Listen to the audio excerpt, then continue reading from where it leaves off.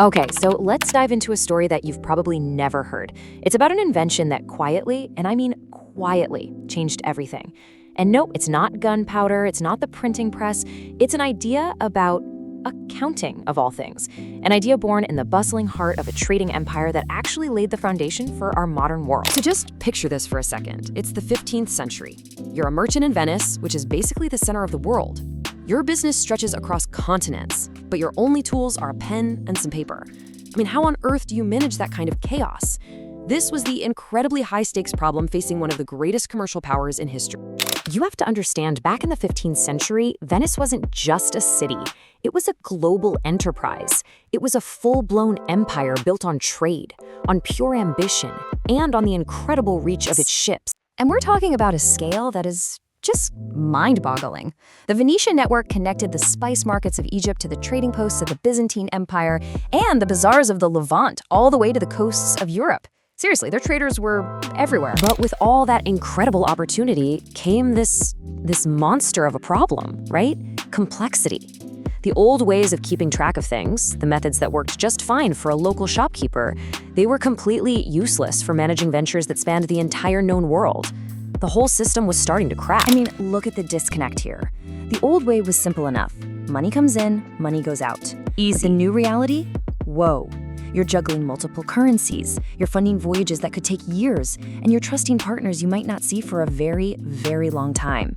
It was a completely different ballgame. And that old system, it meant the merchants were flying completely blind. They couldn't answer the most basic, crucial questions. Can you imagine not knowing for sure if your biggest investment was making you rich or if it was secretly bankrupting you? That was their reality. The stakes couldn't have been higher. So you see, this wasn't just about the numbers. It was a people problem. It was a human problem. To get bigger, to take those huge risks, Venice needed a system that could actually build trust between partners, that could hold agents accountable, and that could create real, genuine control over a sprawling financial empire. And it's right here, out of this total mess, that this truly revolutionary idea pops up. And it wasn't a new kind of ship, it wasn't a new trade route, it was a whole new way of thinking about money. A system we now call double-entry bookkeeping. And the idea at its core, it's one of those things that's so simple, it's brilliant. For every single thing that happens with your money, you don't make one entry in your books, you make two. Now, I know what you're thinking. Debit and credit, accounting, right? But forget all that.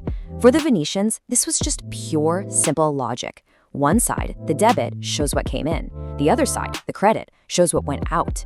And the whole point wasn't to be confusing. It was to create a perfect self-checking balance. And that one simple idea, balance, it had incredible power. It finally gave merchants a way to tame the chaos of global trade. And maybe even more important, it helped them build a whole new foundation of financial trust. Okay, so let's walk through this. Let's say you're funding a big voyage to Alexandria. You open up a brand new ledger just for this trip.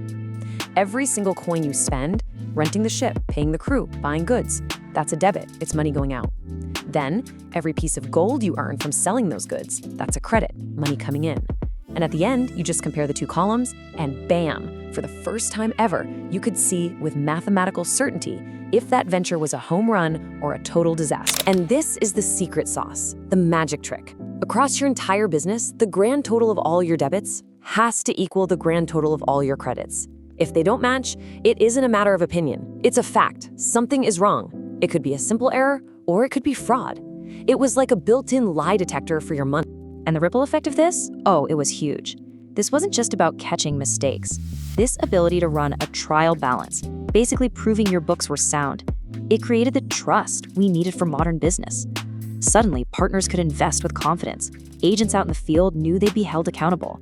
Cheating the system got a whole lot harder. And because of all that trust, businesses could grow bigger and way more ambitious than ever before. So you might think, okay, great for 15th century Venice, but this was so much more than a temporary fix.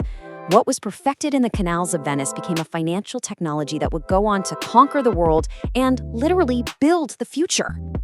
I mean, just look at this timeline. It's wild. The exact same system that was tracking spice trades in the 1400s became the bedrock for the very first corporations.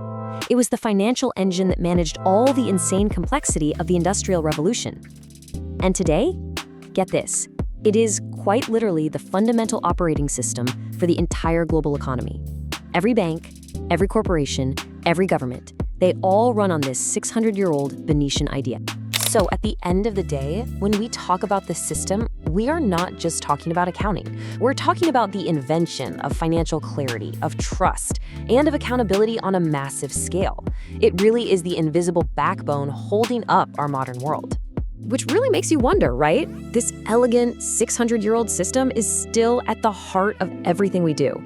So, in our age of blockchain, AI, and quantum computing, what revolutionary new system of trust and accountability is being born right now that's going to shape the world for the next 600 years?